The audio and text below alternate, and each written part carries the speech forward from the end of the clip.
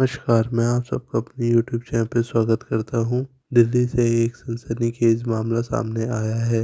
48 वर्षीय अरुण गुप्ता को मौत के घाट उतार दिया गया है, जो दिल्ली के छत्तीसगढ़ सदन में कैंटीन चलाया करते थे। आइए जानते हैं पूरी घटना क्या है इस मामले में। पुलिस जांच के अनुसार इस जघन्य हत्या के पीछे मुख्य मकसद लूट, लोभ और लालच बताया जा रहा है। मृतक अनूप गुप्ता को सोने की भारी अंगूठी, चैन और ब्रेसलेट पहनने का शौक था। यही शौक उनकी मौत का कारण भी बना। मुख्य आरोपी हैप्पी उर्फ सूरज ने करीब 1 साल पहले अरुण से दोस्ती की। दोस्ती कर उसने अरुण के साथ पार्टियां करना शुरू कर दिया और मेल जोल भी बढ़ा लिया। उसने देखा कि अनूप अकेला रहता है और उसके पास काफी सोना और पैसा है।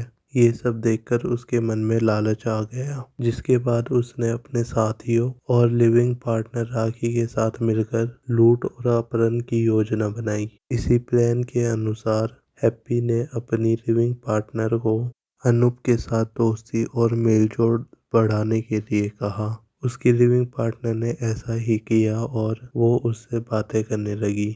18 फरवरी 2026 को हैप्पी ने अनूप को कॉल किया और पार्टी करने के लिए बुलाया और उसने कहा कि इस पार्टी में रेखा भी आ रही है। अनूप मान गया और बताए गए फ्लैट के एड्रेस पर पहुंच गया। फ्लैट का दरवाजा रेखा ने ही खोला था और अनूप को अंदर लिया। के कुछ समय बाद ही फ्लैट की घंटी बजती है और फ्लैट पर हैप्पी और उसके साथ 2 दोस्त और भी आते हैं। वो चारों लोग मिलकर अनूप को बंदी बना लेते हैं और उसको कहते हैं कि सोना और पैसों की मांग रखते हैं। अनूप चैन और ब्रेसलेट तो दे देता है और बोलता है कि मेरे पास यही है। क्योंकि हैप्पी उसके साथ लंबे समय से था, तो वो उसे अंगूठी भी मांगने की डिमांड करता है, जिस पर अनूप कहता है कि वो तो गाड़ी में है और मैं तो रैपिडो से आया हूँ। तो आरोपी हैप्पी अरुण से गाड़ी की चाबी लेकर उसकी दुकान के पते पर जाता है और गाड़ी में से अंगूठी और कैश निकाल लेता है। इतना सब लेने के बाद भी वो अनूप को छोड़ते नहीं हैं और उसे एक कमरे के अंदर हाथ पैर बांधकर बेड पर डाल देते हैं और खुद सोने चले जाते हैं। अनूप किसी तरीके से हाथ और पैरों की रस्सी छुड़ा देता है और वहां से भागने की जब कोशिश कर ही रहा होता है तो अचानक से रेखा की आंख खुल जाती है और वो शोर मचाने लगती है। तुरंत ही वे अन्य लोग भी उठ जाते हैं और वे जब अरुण को पकड़ने की कोशिश कर ही रहे होते हैं, इसी धक्का मुक्की के दौरान अनूप गिरता है और उसके सिर पर गहरी चोट लगती है, जिसके कारण उसकी डेथ हो जाती है। मौत होने के बाद वो तीनों सोचते हैं कि इसकी बॉडी का अब क्या किया जाए। तभी हैप्पी को याद आता है कि उसे अपनी वाइफ को डॉक्टर के ले जाना है। तो वो तुरंत ही फ्लैट से निकलता है और अपनी वाइफ को लेकर डॉक्टर के जाता है। और जब वो डॉक्टर से लौट रहा होता है तो वो एक हार्डवेयर की शॉप पे रुकता है और वहां से आरी ले लेता है, जिस आरी से वे अनूप के शरीर के 5 टुकड़े कर देते हैं।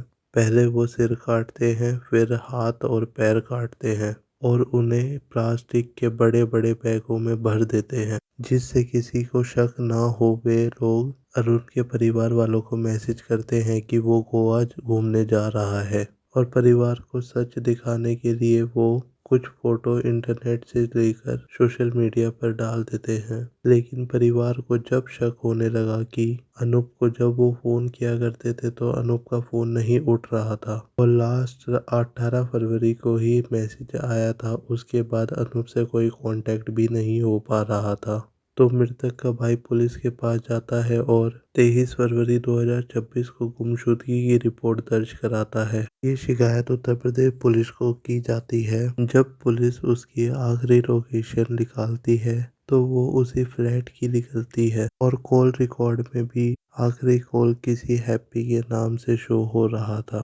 पुलिस जब उस फ्लैट पर पहुंची तो वहां पर हैप्पी और राखी मिलती हैं।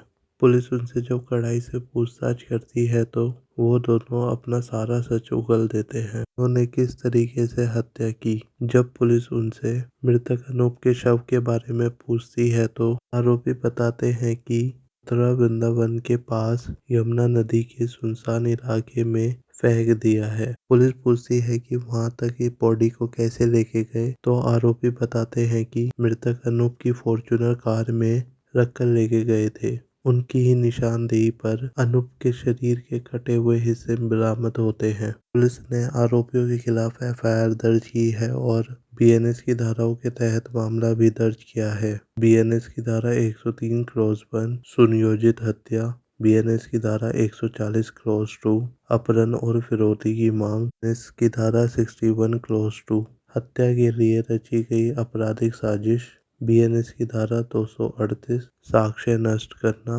शव के टुकड़े करना और फेंकना, बीएनएस की धारा 309 क्लॉज 4 और 311 डकैती और लूट के दौरान शारीरिक क्षति पहुंचाना। इन धाराओं के तहत केस दर्ज किया गया है। पुलिस इस मामले में टेक्निकल सर्विलेंस और सीसीटीवी फुटेज के जरिए आरोपियों के भागने के पैटर्न क्रैक किया था। इस मामले में सभी आरोपियों को गिरफ्तार कर मजिस्ट्रेट के सामने भी पेश कर दिया गया है। आप लोगों को क्या लगता है इस मामले में, मुझे कमेंट कर बताएं। और आपको अगर ये वीडियो अच्छी लगी हो तो